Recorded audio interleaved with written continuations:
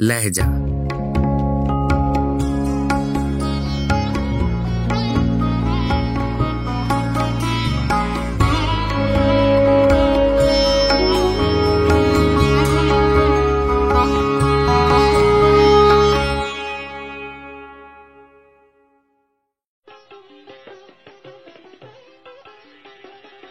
गजल शिकेब जलाली, आवाज़ो पेशकश राहिल फारूक।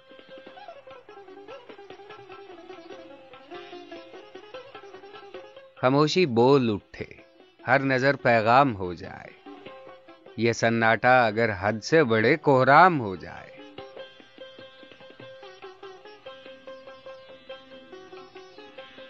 सितारे मशलें लेकर मुझे भी ढूंढने निकलें, मैं रास्ता भूल जाऊं, जंगलों में शाम हो जाए।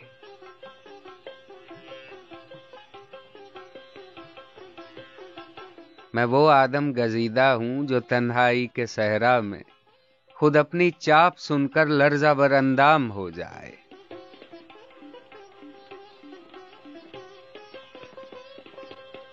मिसाल ऐसी है इस दौरे खिरद के होशमंदों की, न हो दामन में जर्रा और सहरा नाम हो जाए।